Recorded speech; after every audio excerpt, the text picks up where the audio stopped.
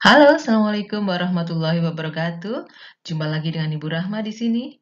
Apa kabar semuanya? Semoga tetap sehat selalu dan semangat belajar ya. Baik, pada pertemuan kita kali ini, masih di pelajaran simulasi digital, kita akan membahas tentang peta minda. Setelah mempelajari materi ini, diharapkan kalian dapat membuat sebuah peta minda yang dapat kalian terapkan dalam kehidupan sehari-hari. Kita mulai dengan pengertian peta minda. Peta minda adalah sebuah metode pembelajaran visual spasial yang terbentuk dalam sebuah ilustrasi grafis dan berfungsi untuk menunjukkan hubungan antara konsep yang satu dengan konsep yang lainnya. Dengan kata lain, peta minda adalah gambar untuk menjelaskan ide, kata-kata, atau kegiatan yang saling berhubungan. Peta minda, atau sering disebut juga dengan mind mapping, pertama kali dikembangkan oleh seorang psikolog dari Inggris yang bernama Tony Buzan pada tahun 1974. Secara umum, peta minda dibuat untuk mempermudah kita dalam mempelajari sesuatu dan juga menuangkan pemikiran terhadap suatu permasalahan.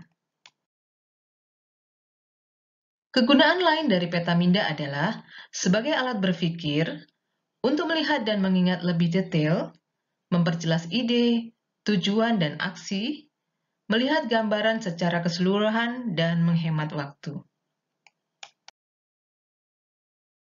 Bagaimana cara membuat peta minda? Yang pertama, tentukan terlebih dahulu ide utama atau materi apa yang ingin dibahas. Kemudian, pilihlah sebuah konsep yang relevan atau berhubungan satu dengan yang lainnya. Kita buat cabang utamanya dulu. Selanjutnya, urutkan setiap konsep mulai dari yang lebih inklusif hingga ke bagian contoh-contohnya. Jadi dari cabang utama tadi kita lanjutkan ke cabang pendukung hingga ke poin-poinnya. Kemudian, hubungkan setiap konsep yang saling berhubungan satu dengan yang lain dengan menggunakan garis penghubung. Selanjutnya, lengkapi sebuah peta minda tadi dengan menggunakan konsep-konsep yang lebih khusus. Jenis-jenis peta minda. Ada 8 jenis yang kita pelajari di sini. Yang pertama ada circle map, adalah peta minda yang menggunakan skema menyeluruh dan berisi konteks pengetahuan yang berbeda. Yang kedua ada tree map, adalah peta minda yang mengklasifikasikan setiap konsep berdasarkan kategori tertentu. Yang ketiga ada bubble map, yaitu peta minda yang menjabarkan setiap konsepnya. Yang keempat ada double bubble map, yang membandingkan berbagai konsep secara bersamaan. Yang kelima ada flow map, digunakan untuk membuat urutan suatu proses. Yang keenam ada multi-flow map, menunjukkan dan mempelajari sebab dan akibat dari suatu peristiwa. Yang ketujuh ada bridge map, adalah pemetaan mental yang secara fisik memeriksa objek dalam bentuk nama atau deskripsi objek. Yang delapan ada bridge map, digunakan untuk menggambarkan analogi yang menggunakan faktor koneksi antara satu konsep dengan yang lainnya. Oke, berikut gambar dari jenis-jenis peta minda yang sudah Bu Rama jelaskan tadi. Yang pertama ada circle map, kemudian ada tree map, biasanya digunakan untuk membuat bagan ya ini. Kemudian ada bubble map, ini biasa sering digunakan untuk pembelajaran. Kemudian double bubble map, untuk membandingkan. Kemudian ada flow map, biasanya digunakan untuk membuat instruksi kerja, ya.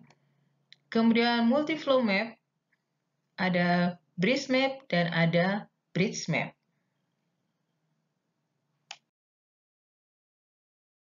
Oke, berikut adalah contoh pembuatan peta minda, ya. Di sini Bu Rama menggunakan jenis bubble map untuk membuat peta minda, ya. Kemudian ide utama yang dipilih di sini adalah peta minda, ya. Setelah menentukan ide utama, dilengkapi dengan penjelasan dari ide utama, karena membuat peta minda dilengkapi. Peta minda itu apa? Gambar untuk menjelaskan ide, kata-kata, dan kegiatan yang saling berhubungan, gitu ya. Kemudian kita buat cabang utamanya. Cabang utamanya mulai dari gunanya sebagai alat berpikir sampai dengan melihat gambaran secara keseluruhan. Kemudian kita tambahkan lagi cabang utama yang lain. Dari cara membuatnya, ada alatnya bagaimana? Bisa manual, bisa menggunakan komputer. Langkah pembuatannya bagaimana? Ya. Kemudian garisnya atau teksnya bagaimana? Pengaturan tebal tipisnya mulai dari ide utama sampai yang terakhir bagaimana? Seperti itu ya. Kemudian apalagi yang dibutuhkan dalam membuat peta minda? Oke, ada keseimbangan antara fungsi dan artistik ya. Dan dari bentuknya ada yang standar dan ada yang variasi kreatif. Standar seperti 8 jenis yang sudah Bu Rama sebutkan tadi. Kalau variasi kreatif bisa lebih dikreasikan lagi secara bentuknya disesuaikan dengan tema yang kita ambil. Itu contoh pembuatan peta minda. Kalian bisa mengkreasikannya lebih baik lagi.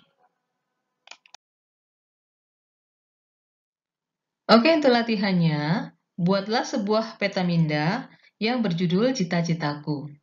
Di sini kalian bisa menuangkan pemikiran kalian tentang cita-cita kalian tersebut. Kenapa kok kalian bisa memilih cita-cita itu? Kemudian upaya apa saja yang sudah kalian laksanakan untuk mewujudkannya? Peluangnya bagaimana? Tantangannya apa saja? Kalau ada masalah, kira-kira solusinya bagaimana? Dan bagaimana upaya kita supaya bisa tetap fokus dalam pencapaian cita-cita kita itu. Dan banyak lagi yang bisa kalian pikirkan tentang cita-cita kalian itu. Semuanya itu kalian buat dalam sebuah peta minda, boleh dengan cara manual, boleh dengan menggunakan aplikasi.